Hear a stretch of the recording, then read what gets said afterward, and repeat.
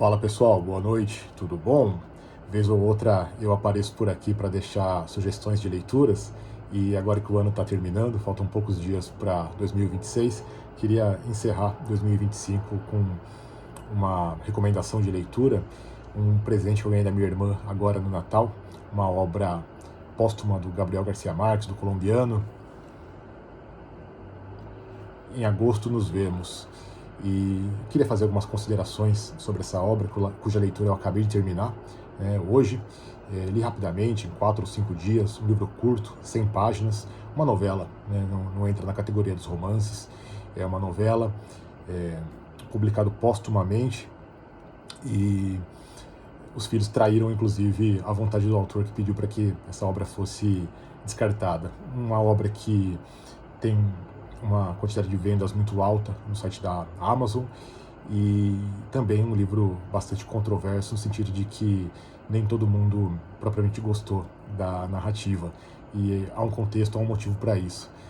E eu vou falar as minhas impressões. Outras pessoas com quem eu conversei gostaram bastante, então dividiu opiniões. Esse livro ele foi lançado quase 10 anos depois da morte do Gabriel Garcia Marques, ele faleceu em 2014, esse livro foi publicado em, salvo engano, 2013. E assim que ele terminou a produção, a elaboração dessa obra, ele pediu para os filhos dele destruírem, descartarem esse livro, porque ele não gostou da narrativa. E os filhos preservaram o trabalho que ele fez. Na verdade, ele estava tão pouco convencido daquilo que ele estava fazendo, que ele fez 5 versões, e aí a quinta foi a que ele considerou definitiva, mas mesmo assim ele pediu para ser descartada. E aí os filhos não fizeram isso, e deixaram que a prova do tempo tirasse a conclusão se valia a pena ser publicado ou não, a partir de leituras sucessivas que os filhos foram fazendo. E os filhos acharam que tinha valor literário e o livro foi publicado. A ideia do autor, basicamente, era escrever 5 contos independentes entre si, e com apenas o ponto comum de que a personagem ou a narradora seria a mesma pessoa. A personagem seria a mesma pessoa, o narrador é em terceira pessoa. Então, a personagem principal seria a mesma nos 5 contos, que seriam destacados e independentes entre si. Depois ele abandonou essa história e resolveu escrever uma novela de ponta a ponta, contando a mesma história. Essa obra tem como contexto o fato de que ele a escreveu, ou começou, ou terminou escrevendo-a já sofrendo os males do Alzheimer, então isso prejudicou muito o processo criativo dele e até o rigor técnico, segundo o que dizem aqueles que são versados na obra dele. Eu nunca li absolutamente nada do autor, lamento não ter feito isso ainda, gosto muito dos clássicos, mas esse foi meu primeiro contato com a obra do Gabriel Garcia Marques, primeira vez. Deveria ter começado com algo que fosse um pouco mais consolidado, 100 Anos de Solidão, Amor nos Tempos do Cólera, e assim por diante. Mas eu ganhei de presente este e resolvi então ter esse como porta de entrada. E terminei a leitura e confesso que eu realmente compreendo os motivos pelos quais talvez o autor não tenha ficado tão satisfeito com o resultado que ele alcançou, e talvez isso justifique o livro ser assim um tanto controverso na sua recepção. Não existe nada de controverso no conteúdo do trabalho artístico intelectual que ele desenvolveu aqui, não existe nenhum grande problema narrativo de conteúdo. A questão é que a história foi desenvolvida, parece que de forma com muita fugacidade em relação às cenas, aos personagens, e há algumas explicações. Parece que faltou não só tempero, mas um pouco de recheio aqui, para que as coisas pudessem ser concatenadas de forma um pouco mais adequada. E com isso eu quero dizer, e para resumir um pouco a história parte do princípio do luto, esse é o ponto de partida. A personagem principal, ela tem uma mãe já falecida, que pediu para ser enterrada numa ilha que não é o local onde ela morou, onde a família morava. E todos os anos, no dia do falecimento, no aniversário de falecimento dela, aniversário de morte, que é uma data de agosto, a filha vai para essa ilha para visitar a mãe, que fica num cemitério no topo de uma montanha, reservado às pessoas de renda menor. E todos os anos essa filha leva alguns gladiolos, uma flor que a mãe gostava muito, para homenageá-la nesse dia de aniversário de morte. E aí a premissa parece muito a questão do luto, né? Pelo menos foi a primeira impressão que eu tive, e muita gente também assim o teve como impressão. Mas na verdade a história sofre uma guinada a partir deste ponto e o foco narrativo acaba sendo completamente outro. Ela reserva a si o direito de um dia por ano, que é essa data que ela vai para a ilha, ela ser quem ela gostaria de ter sido a vida inteira.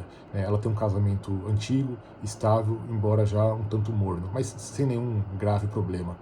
E ali ela, um dia por ano, ou seja, nessa data de agosto, ela vai visitar a mãe e acaba praticando condutas que ela considera como ela extravasa os prazeres, as vontades, aquilo que ela é, sem amarras, sem limitações, sem julgamentos, sem vigilância, sem observações.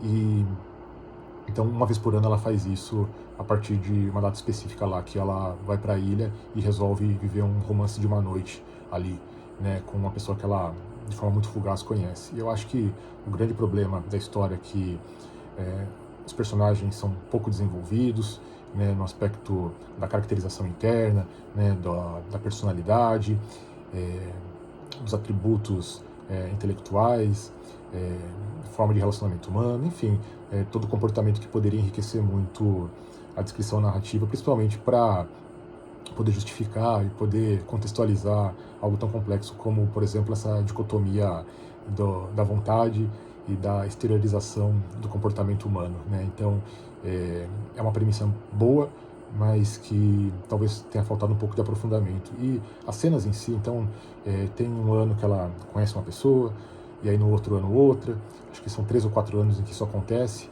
e basicamente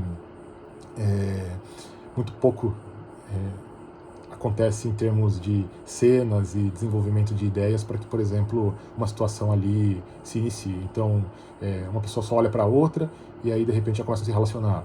A outra porque está, sei lá, na mesa do bar e elas se olham e começam a conversar e a coisa, de forma muito fugaz, mas muito rápida, pouco plausível na vida real, acaba se desenrolando de forma muito mais aprofundada, coisa que no dia a dia, na vida real, não aconteceria na prática, né? Então, é pouco, eu sei que é ficção, mas é pouco crível que, se a ideia é dar contornos e áreas de investigação do comportamento humano, da psique humana e de como a gente age e reage às coisas, as cenas, do jeito que elas acontecem de forma pouco plausível, vamos dizer assim.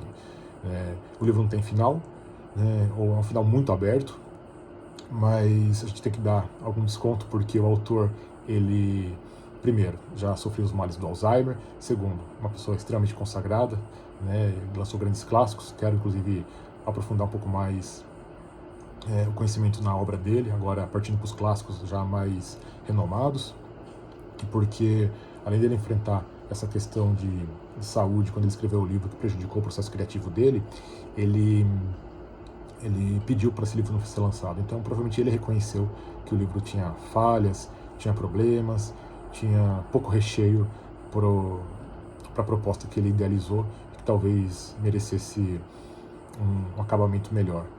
Na questão estética, o livro é extremamente refinado, né, no aspecto literário, então é um livro sofisticado, muito bem escrito, não sei se dá para chamar de prosa poética, quem é professor de literatura vai poder explicar melhor se tecnicamente entra nessa categoria, mas é um livro que tem